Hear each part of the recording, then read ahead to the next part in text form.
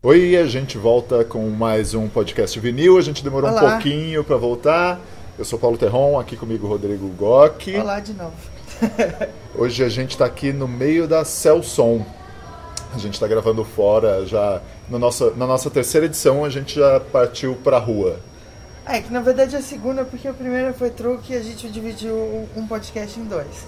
Mas era um podcast grande, né? Então tinha assunto para conversar, não sei como. Tipo, eu queria até receber o feedback de vocês. Eu vi alguns, mas queria receber mais, então todos os ouvintes, por favor, mandem. E hoje a gente tá aqui na loja do Celso, também conhecido como Celson. É engraçado, Celso, que tipo, tem muita gente que te chama de Celso, tem muita gente que te chama de Celson por conta da loja, né? Mas conta pra gente como que começou antes do... Porque eu sei, como de novo falando que nem no outro podcast, eu sei mais ou menos a história, mas eu queria que você explicasse como que você entrou nessa coisa de comprar disco, de vender disco também, e tudo mais. Boa tarde. Tudo começou assim, depois que eu tive a perda da visão total, né? Que eu fiquei deficiente visual, eu precisava trabalhar, né? E alguma coisa que eu encaixava aí no mercado, eu não queria trabalhar mais para empresas, queria montar meu próprio negócio, como já tive também outras vezes, né? E então eu fui atrás do que eu lembrava de adolescente e já adulto, que eu gostava que era de sebos, né? De livros, discos. Então eu falei, vou montar um sebo para mim. No primeiro instante eu montei um sebo mesmo, assim, com livros, discos, CDs, DVDs, gibis, revistinhas. Aí fiquei uns 5 anos, mais ou menos. Só que para administrar, eu não tinha experiência nenhuma e sem a visão, para administrar tudo isso para mim era difícil, conhecimentos de livros principalmente. Aí eu fechei por conta mesmo, não porque não estava dando lucro, é porque mesmo eu não conseguia administrar geralmente. Aí eu falei assim, eu vou trabalhar só com música, né, que eu gostava mais, né. Então eu decidi abrir uma loja só de música, né, só de vinil. Vinil e CD, na época eu trabalhava com vinil e CD. Aí o CD, eu aboli o CD porque era mais difícil de trabalhar e tinha que ter muita quantidade, né. Eu gostaria de trabalhar mais com coisas mesmo fora de catálogo. E já há uns 6 anos eu trabalho só com vinil. Que engraçado. E você acha que na época que você trabalhava nesse misto com CD e vinil, dava para perceber que o vinil ia voltar com tanta força como está voltando agora? A gente está vendo agora um monte de loja reabrindo ou abrindo novas lojas. A que você acredita isso, o vinil ter essa durabilidade que o CD não teve? É uma pergunta assim meio muito pessoal, assim, no meu caso, porque você discutir isso com o pessoal do meio, vai ter várias opiniões, né? Mas basicamente, mesmo discutindo com o pessoal do meio, 70, 80% chega nessa conclusão, esse parecer que eu gosto de falar também, que é também o meu, né? Eu acho que o vinil, ele agrega algumas coisas que o CD não consegue, porque já nasceu dessa forma, né? Porque quando o CD desbancou o vinil nos anos 90, por isso o pessoal começou a trocar vinil, jogar fora, e o pessoal, pela tecnologia, tudo, você não pode ir contra também isso, o pessoal falou assim, é uma coisa mais prática, tudo, dá para levar em vários lugares e ocupa menos espaço na casa. Tinha a lenda de que não riscava, Exatamente. Né? E depois a gente foi percebendo que os primeiros CDs, eles hoje já estão, muitos já estragaram pela qualidade, apagou, alguma coisa aconteceu. Então, com essa febre do CD, o vinil foi colocado de lado. Mas isso aí também foi há pouco tempo. Depois de uns 6, 7, 8 anos assim que o pessoal estava trocado pelo CD, o pessoal começou a perceber que as gravadoras não lançavam tudo que o pessoal pensava que ia lançar. Então, alguns discos que você vende, que a maioria hoje para colecionadores, as gravadoras não fizeram. Por quê? Porque a gravadora não tinha interesse de fazer fazer um título que vendesse pouca tiragem, né? Porque eles do lado comercial da coisa. Então, por esse lado, o vinil voltou, e voltou mais forte do que antes que estava, porque antes era só vinil que tinha as fita cassetes, né? Que era normal, que vendia, que você pedia na fábrica, eu quero 50 itens desse título e tal. Depois que não estava fabricando mais e o pessoal começou a colecionar, os que já colecionavam continuaram, e os que não colecionavam começaram a colecionar também, né? Um pouco de embalo, um pouco de moda também. Só que aí o pessoal pega essa coisa que você fica viciado, e é um vício bom, né, na minha opinião. Aí cresceu mais do que antes, então tem muito mais colecionadores hoje de vinil do que antes, quando saía vinil também. Porque antes o pessoal pegava vinil para consumo, não necessariamente era colecionador. Dava de presente, era um bom presente que você sempre ganhava, era um vinil, era um bom presente bom, né? Eu lembro quando eu era pequeno, eu sempre pedia disco. Daí eles falaram, mas você tem muito disco já, Rodrigo? Não, pode me dar disco, eu gosto. E é engraçado isso mesmo, porque hoje as pessoas não compram vinil pra ouvir. Todo mundo é colecionador mesmo, é isso, né? Ninguém fala, eu compro porque eu gosto de ouvir. Todo mundo coleciona de alguma forma, mesmo que não seja uma coleção estruturada. Que a gente fala assim, fala assim, junta discos, né? Porque a pessoa fala assim, eu gosto de Gal Costa. Mas aí tem pessoa que é colecionador, ele quer todos os álbuns da Gal Costa, porque gosta da artista. É isso. Só que tem pessoas que falam assim, não, eu gosto do álbum tal dela e já não gosto tanto do outro. Então a pessoa tem uns e não tem outros. Então tem muitas pessoas que gostam da música, não quer dizer que gosta só do artista, né? Tem que ser um álbum legal, que vale a pena, né?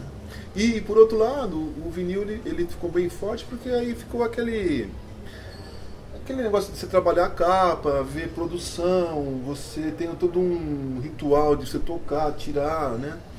Ele é uma coisa atual, ele é uma coisa antiga que faz parte do mundo atual, na verdade, né? O vinil, e acho que vai por muito tempo acontecer isso. É muito assim, é uma coisa assim que eu acredito... que não vai ter algo que substitua o vinil assim, mesmo se você fizer um vinil menor ou uma coisa mais prática que seja, porque os caras aqui na parte analógica é uma coisa que sobreviveu no mundo digital hoje, né? Você entendeu? Eu acho muito engraçado que nos desenhos dos Jetsons, que é tudo no futuro, eles ainda escutam vinil. Isso. Você nunca tinha reparado. Já era uma previsão, ó. Super pós-hipster que ainda continua ouvindo ali o disco. Eu só tenho uma dúvida, assim, você também é um colecionador? Ou pra você são coisas distintas, assim? Você gosta de ter a loja e não necessariamente colecionar? É uma ótima pergunta essa. Eu sempre achei que eu fosse um colecionador, que desde criança eu tenho espírito de colecionar alguma coisa.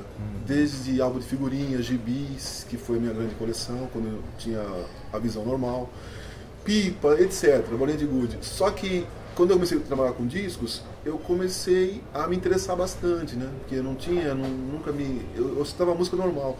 Aí eu comecei a colecionar e ser comerciante ao mesmo tempo. Só que isso me rendeu um pouco de dor de cabeça, porque você acaba sendo um pouco egoísta, né? Ou muito até. Que tudo que chegava de novo, você escolhia o que você gostava e para os clientes, para a loja, ficava muito pouca coisa, né? Embora, quando eu abri a loja, eu tinha muita mercadoria. Então, nunca faltou mercadoria na loja. Só que muitas coisas que o pessoal pedia e não tinha na loja, 90% eu tinha em casa. Então aí eu comecei a perceber que isso me atrapalhava como comerciante. Mas ao mesmo tempo eu gosto também. Então é difícil você aliar uma coisa que você goste e uma coisa que você precisa de trabalhar com ele. Hoje, depois de uns anos, eu já tenho um meio termo, né? Eu falo que a minha coleção é o que eu tenho na loja. Então é uma coleção que vai e volta. Uma coleção mutante. Mutante, exatamente. Porque na verdade é isso mesmo. O comerciante, ele tem a coleção, é o estoque dele, na verdade. Porque tem algumas coisas que eu já tive 4.000 discos guardados em casa. Depois você via que, nossa, eu não vou escutar isso aqui tudo. Eu não sou DJ, por exemplo, né? Que justificaria mais eu ter isso guardado, né? Ou eu não sou um produtor que estudo uma produção, que eu vou pegar um arranjo, ou também não sou músico. Então tudo isso é contra você guardar esses discos, na verdade. Então, e aí me deu mais prazer eu vender os discos para as pessoas que fazem o que devem fazer com o disco. Por exemplo, o Rodrigo é produtor e 1000 coisas, entendeu? Então é muito melhor um disco que eu tenha, que ele talvez não teria, na mão dele. Está sendo usado. Exatamente. E ainda aliando minha parte comercial, que hoje eu praticamente vivo disso, né? Uhum. É um hobby trabalhar com isso também, mas também é o meu meio de vida, né, hoje, né? É que é engraçado, eu tenho coleção de várias coisas, assim, e toda vez que você tem um volume grande, qualquer coleção que seja, as pessoas sempre falam, você deveria vender, você deveria ter uma loja. Isso é a coisa não que eu é? mais escuto. E eu sempre pensava isso, mas não, eu gosto dessa coleção, não ia ter coragem de vender esse desafio que você mencionou, e eu nunca ia conseguir colocar à venda algo que eu tenho. Eu, na minha experiência pessoal, eu tô conseguindo. Cada vez mais eu tô criando limites pra mim, porque senão vai embora. Daí, por exemplo, o limite que eu tenho não vou comprar mais armário para guardar disco. Uhum. Então eu tenho que caber todos os meus discos ali, naquele espaço. Então, para isso, o que eu tenho que fazer? Tem que tirar aqueles discos que, sei lá, tá lá há 5 anos eu não escuto. Por que eu vou ter aquele disco? Mesmo caro ou barato, se tá lá e tá há mais de 5 anos eu nunca peguei para escutar, e eu sei que eu nunca vou pegar. E tem isso também, é que nem aquelas coisas de acumulador. O problema do acumulador é que sempre tem a desculpa de eu vou usar isso. Não é de que eu estou usando ou eu já usei. É tipo, eu vou usar. Um dia vai ser útil. Um dia vai ser útil pra mim, daí acaba não jogando. Lógico, tem casos e casos, né? Mas muita coisa eu tô até, tipo, deixando lá de lado. Por exemplo, antigamente eu tinha o hábito, ainda tenho hoje em dia, na verdade, de comprar cópia duplicada ou triplicada de disco. E daí o que eu faço agora, tipo, eu só pego a cópia melhor. Mesmo que eu vá comprar 3, 4, eu vou só escolher uma. Em alguns casos raríssimos eu fico com 2. Uhum. E daí o resto, eu aviso pro amigo, olha, eu consegui tal coisa, eu já cheguei aqui no Celso várias vezes, eu tô com uma cópia extra pra não sei o quê. E é assim que eu também vou trabalhando com a minha coleção. E parece que eu tô sendo entrevistada. Pra vinil eu também determinei isso. Eu só compro o que eu vou escutar. Eu não tenho nada em casa que seja... Não, isso aqui é muito raro para deixar aqui no canto. Se eu não escuto, não vejo muito propósito de ter em casa também. Para mim, a experiência de colecionar é muito isso. É de ouvir mesmo, de gostar. Interessante que a primeira vez que eu vi uma ideia boa do Rodrigo, aqui das pessoas que falam, delimitar um lugar, um espaço para você não também extrapolar, porque se você tem um lugar muito grande, você vai enfiando discos. Né? Você não vai, daí você não se toca, daí... Já tá cheio. Tipo, por exemplo, eu delimitei um quarto lá na casa. É só nesse quarto que eu vou ter e só essa estante aqui. Não vou enfiar disco ali, boa aqui. Ideia, nunca tinha pensado. Só que a minha pilha também de disco que eu tô fazendo tá grande já. Eu gosto também de gente que tem coleção específica, assim, tipo compactos de Wilson Simonal. Eu acho incrível quem consegue ter esse foco tão específico. Só para comentar isso, existe um cara, eu não sei se é daqui de São Paulo ou é do Rio, que é um cara que coleciona o disco por gravadora. É um cara que chega e pega... Eu conheço um aqui de São Paulo. Acho que é o mesmo. É o cara que compra tipo, o disco pelo catálogo da gravadora. Pela numeração do selo. Que incrível. Deve dar muito trabalho isso. Eu tenho um amigo meu no Rio que compra Picture Disc. Eu falei, não, mas isso aqui é parte de um set, que tipo, do disco 2, o compacto número 2 é o Picture, e o primeiro é tipo um gatefold, pra você colocar o 7 polegadas. Ele, não, eu quero Picture. Coleciono Picture Disc ou Shape Disc. Tá, não importa qual seja a música. Não, desde que eu não tenha, eu só compro Picture Disc e Shape Disc. Legal também. Às vezes uns coloridos. Mas não é pela música, é pela coleção. Pelo objeto em si. Pelo objeto em si, mais do que pela música. Então, por essas e outras que o Will está falando, o vinil ele é mais atraente ainda do que o CD. Você vê, porque às vezes a pessoa pega pela capa, tem pessoa que coleciona capa também. Capa que tem cavalo na capa. Aí todos que tem. Tem moto na capa, também coleciona capa. Não tem, Rodrigo? Tem. Tipo, então, foto com mulher pelada. Isso, que tem... X-Skate, que esse pessoal fala, né? Então tem vários tipos de colecionadores. Tem o que gosta de ouvir a música, tem quem gosta de pegar edições diferentes de cada país também. Tem aquele cara que fez um projeto de arte tem aquele cara que fez um projeto de arte com o álbum branco dos Beatles, que ele saiu comprando todos que ele encontrasse na frente, e ele tinha milhares, centenas de álbum branco. Achei engraçado também essa coisa específica, assim. Pra quem tem dinheiro sobrando, pode fazer umas loucuras dessas também, né? Porque o vinil, na verdade, nunca foi um material muito barato, desde quando saía, né? Era um presente até bom pra ganhar. E atualmente ele tem um valor de colecionismo mesmo, né? Como você estivesse colecionando outros... os outros tipos de itens para colecionar, né? O relógio, óculos, etc. Né? Mas a música, o disco, ele leva uma cultura de um país, né? De uma época, então, e o artista, então ele é bem completo, na minha opinião. As pessoas assim, independente de idade, sexo e faixa etária, como eu te falei, idade, e também de lugares, né? Um pouco mais instruídos ou não, a música, eu acho que deixa uma pessoa num patamar assim, nivelado entre eles, assim, porque uma pessoa que fala de um artista e outro de outra região, parece que na hora que eles estão falando sobre música, parte para aquele lado falando a mesma língua, né? É muito interessante isso, né, Rodrigo? Tem que nem matemática. Celso, sabe o que eu acho curioso e muito único do seu caso? As pessoas sempre dizem que o vinil é legal também porque ele tem essa coisa mais tátil. E você mencionou de quando você perdeu a visão. Isso é uma coisa que te atraiu também, o vinil ter essa coisa? Você consegue sentir os sulcos dele, consegue ter essa dimensão? Que o CD é uma coisa muito básica nesse sentido, né? Sim, ele fica uma coisa só, não tem diferença entre um e o outro praticamente, né? O vinil tem várias coisas que você...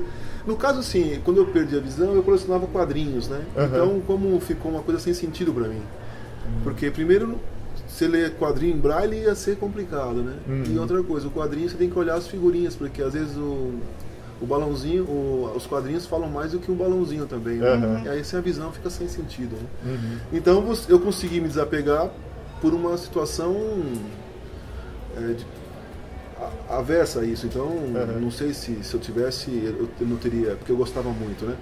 Mas, por exemplo, o vinil me atraiu mais porque eu tenho a audição, né? Então isso é importante.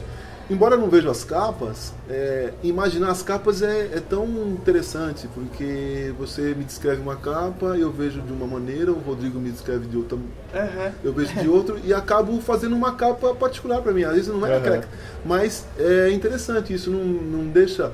E como você falou, eu senti o disco, você vê várias coisas, você vê a capa dupla é legal, você vê relevos em capa, né? Você começa a pegar uma prática muito grande de ver até o estado da capa pela mão. Apenas você não vai, se tiver escrito, isso é mais difícil, a não ser que a pessoa, quando escreveu, apertou a caneta muito forte, você sente que também ali tem uma assinatura, um rabisco, o relevo ali. O relevo, que amassou um pouco a capa com a caneta, por exemplo, né? Mas fora isso, você vê detalhes de selos de estéreo, selo de edição de luxo. É interessante. E o vinil, sim, o vinil você sente ele com o dedo, principalmente se tem outras, né? Essa era a parte que eu queria chegar. Exatamente, a parte técnica. Uma vez, um tempo atrás, que eu cheguei aqui no Celso e perguntei: Celso, como é que eu faço pra ver quando o disco é lixado ou não? E daí o Celso me explicou exatamente, porque eu não sei se a gente comentou isso, mas existe meio lenda urbana, mas não é lenda urbana, eu sei que existe porque eu já peguei vários. Do disco ser lixado pra ele ficar com aquela aparência bonita de quando a pessoa que não é muito consumidor de disco vai lá, não, tá sem arranhão, vou levar. Porque parece que não tem uns riscos superficiais, assim, né? Sim. Só que assim... Mesmo em caso de gente que compra disco, como eu mesmo tô falando, eu mesmo já peguei muito disco lixado. E daí eu queria que você explicasse mais ou menos, do mesmo jeito que você contou pra mim, como... Tudo começou assim, Rodrigo. Eu não tinha esse conhecimento também há uns anos atrás, né? E era uma novidade, acho que no começo. Um cliente do Japão veio, um japonês, e pegou um disco, né? Meu, da loja. E tocou o disco várias vezes, eu fiquei percebendo ele tocando o disco, eu falei, é o jeito, eles estão tocando alguma coisa na faixa e tal, né? Aí ele falava muito pouco português, mas o que ele me falou eu entendi que é o seguinte, que o disco, a capa estava muito nova e o disco estava muito novo também. Só que o local do buraquinho que você coloca o disco na picape, ele não estava ele estava já muito usado. Isso aí foi uma das técnicas que eles aprenderam lá, né? Pensei, como que o disco está muito novo, se o disco ele já foi muito usado. O miolo dele está muito gasto, né? Uhum. E não levou o disco, né? Aí eu fiquei pensando, né? Por que não levou o disco, né? Então, aí passou um tempo, não sei quanto, mais ou menos, eu comecei a escutar esse negócio de pessoal, tem vários nomes que eles dão, trabalhar disco, polir disco, lixar disco, limpar disco. Eu falei, limpar disco pra mim é lavar o disco debaixo da água, né? Eu acho isso daí, né? Até então foi isso. Aí aconteceu isso daí e depois eu vim a perceber que existem algumas pessoas que faziam esse trabalho de... É como polir um carro, né? Você tira um pouquinho, vai polindo e ele vai ficando mais bonito, né? Então, quer dizer, tira os riscos superficiais dos discos. Então, você... Por que o pessoal fazia isso? Você fala, por que faz isso? Porque os discos é vendido pelo Estado também. Além da dificuldade do artista, da raridade ou não, o disco novo, ele alcança o preço máximo de mercado, que existe um mercado fechado para isso. Então, se você pega um disco tal de um artista, se ele tiver capa e disco novo, é claro que você vende mais caro do que, né? E se o disco tiver inferior, deveria se vender menos, né? Como se fosse vender um carro usado, se ele tiver conservado. Não, é a mesma história, porque é um item de coleção já, né? Tem um caso de um lojista, eu não vou citar nomes, mas nem é daqui de São Paulo, que virou e falou pra mim, porque eu virei e falei, eu tava com não sei que disco na mão, mas tava muito ruim. Mas mesmo muito ruim, você lixa o disco e ele vai ficar novo e você vende. Mentira. E daí, desde então, eu nunca mais comprei nada com essa pessoa. Porque é uma coisa que prejudica o som, né? Ele algumas vezes fica mais chiado, fica esquisito. Me parece o seguinte, que não tira o chiado, talvez melhore um pouquinho, mas ele só fica mesmo bonito visualmente. Assim, que aí eu comecei a me investigar isso, né? E aí eu falei, pô, eu tô sem a visão. Eu vou ter que ter alguém que compre, porque eu compro o disco e vendo o disco. Então, seria fácil das pessoas vender um monte de disco que eu não dá pra tocar tudo que você compra num lote. Você tem que comprar primeiro, depois você vai ver, porque tem disco que vem quebrado, você já comprou, infelizmente é assim. E tem disco trocado, você fala, pô, o selo é igual, mas não é o mesmo disco do artista. Então, você compra 1000 discos, você tem que olhar um por um, às vezes não dá. Então eu falei, agora, como que vai fazer? Aí eu comecei a me investigar, para me proteger. Né? Então, nisso, eu comecei a pegar umas técnicas que hoje é difícil pegar um disco que eu sei que não foi feito alguma coisa nele, né? No tato. Porque eu não enxergo. Agora, quem enxerga, tem outras coisas que podem ver. A cor do disco muda também. Ah, é? Sim. Um disco que ele é natural, ele tem uma cor mais assim, opaca. Mais fosco. Fosco, isso. Se você pega o disco que é polido, ele fica muito brilhoso, muito... Se você olhar na luz também, você vê alguma coisa que eu não sei te explicar, mas talvez até as marcas por dentro, assim, por fundo, né? E outra coisa, esses audiófilos que entendem de música e de som, na verdade som, eles falam que a gravação dos graves é na frente, a do agudo é mais embaixo, alguma coisa assim no suco do disco. Se você tirar no polimento, você tá um pouco tirando os graves do disco. A qualidade musical não fica igual. Uma coisa é mexida, não é natural. Então, eu comecei a ver, e quando você passa o dedo do selo para fora, no meu caso, assim, eu sinto... O disco ele tem que segurar o seu dedo, ele tem que pegar assim, não é uma coisa lisa. Brecar. Brecar. Se ele for muito liso, você tem que desconfiar já daí. Tá muito liso disso, tá muito liso. Quer dizer, liso de forma que você não perceba o suco.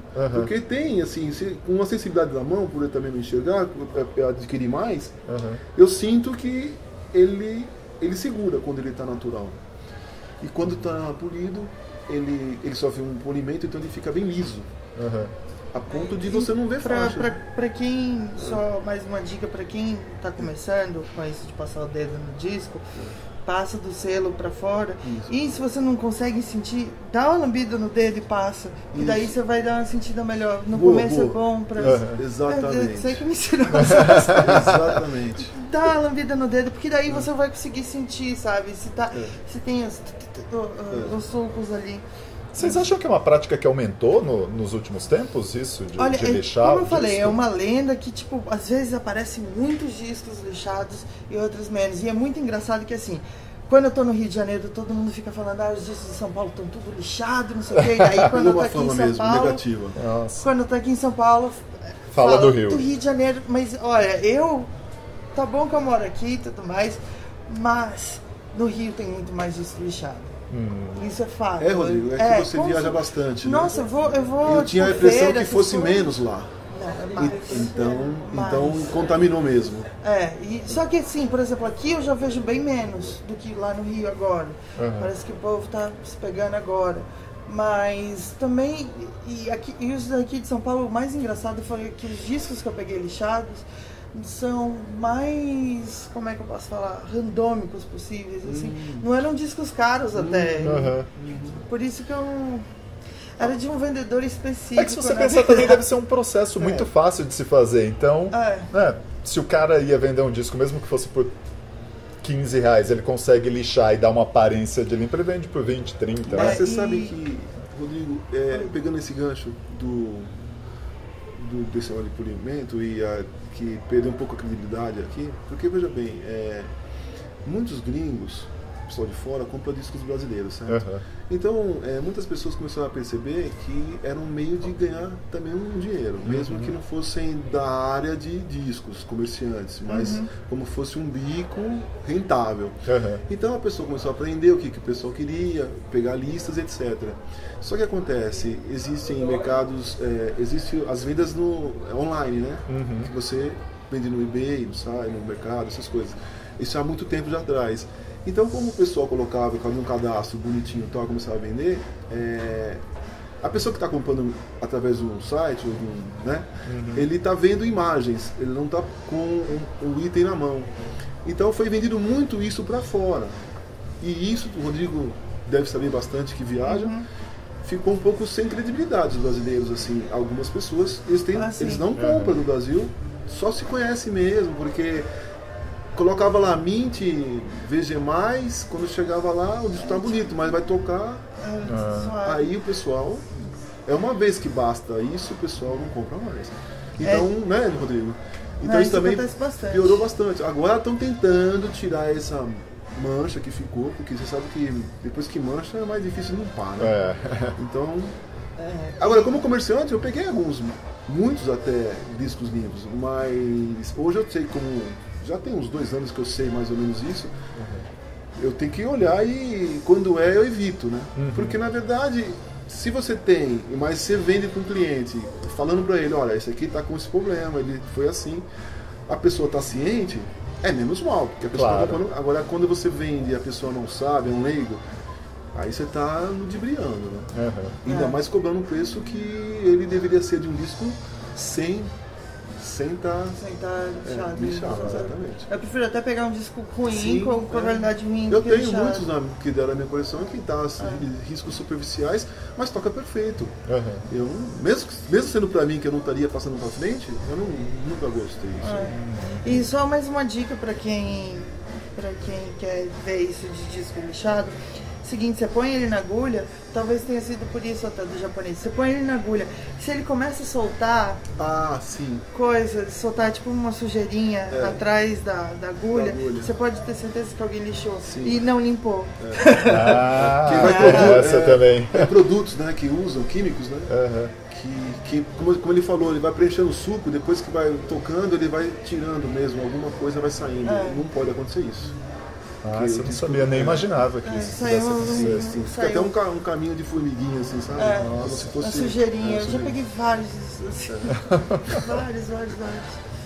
Mas é a vida. Mas é uma dica boa para que as pessoas que estão começando fazer esse teste do dedo e também tentar comprar de pessoas que têm mais credibilidade no mercado, que você pode um dia chegar assim, olha, não gostei disso, não tá bom, reclamar e trocar. Já aconteceu, o cliente, mas tocou na tua picape boa. Eu falei assim, mas a sua agulha tá boa? Ah, era agulha. Uhum. Mas às vezes é o disco. Ele fica mais instável também? Porque eu imagino que o sulco sendo menos profundo, a agulha também Se a agulha estiver um pouquinho redonda, ela corre, ela escapa do sulco. O sulco ele é muito sensível, então se você pôr um pouco de peso a menos, de peso no braço, as coisas, ele corre, você põe na primeira e ele vai parar no fim do selo lá, entendeu? Como não tivesse nenhuma faixa ali, né? Nada, nenhum sulco. Mas a gente ensina as pessoas a calibrar bem o braço, 2,5 gramas mais ou menos, o que a gente manda colocar, o pessoal que conhece. Tem pessoas que têm as picape mais simples, que não tem isso, ou esses 3 em 1 também, né? Mas enfim, é tudo dicas, né, para se precaver também. Eu queria só finalizar fazendo uma pergunta de jeito divertido, vai. Que disco que você nunca lixaria da sua coleção, Celso? E que disco que você lixaria a qualquer hora? Isso significa tipo, um disco que você não gosta, um disco que você gosta muito. Você fala gênero ou a banda? Um disco, e bem específico, mas bem específico. Eu nunca lixaria um Módulo 1000, disco progressivo, e não teria como, porque esses discos que são progressivos principalmente, ou psicodélicos, eles têm que estar ouvindo ele perfeitamente para você curtir, na minha opinião, né? Como se fosse um disco clássico também. Do jeito que ele foi feito, sim, né? Porque começa devagar, tem um solo, alguma coisa, algum instrumento, então... Cara, eu deixaria disco de pagode. Daqueles bem que não tem expressão nenhuma. Porque eu respeito todos os gêneros, né? Mas tem uns que fogem muito do que a gente não pode qualificar assim numa estante, vamos dizer assim, né? Sem preconceito nenhum, mas assim, gosto, vamos dizer assim. Né? Claro. Tá? Mas é isso, então. É isso, então. Obrigado, Celso, pelas informações, pela simpatia. Obrigado, Rodrigo, você também. E a gente volta em algum momento, logo mais. Eu consegui tirar o terrão de casa. Talvez a gente grave um em Londres, né, Rodrigo? Vamos ver. É verdade. Mês que vem a gente está em Londres. Eu vou levar o terrão, porque eu morei lá um tempo, vou levar o terrão nos buracos lá pra gente comprar disco. E a gente vê o que a gente faz lá. É isso, então até mais. Tchau, tchau. Tchau.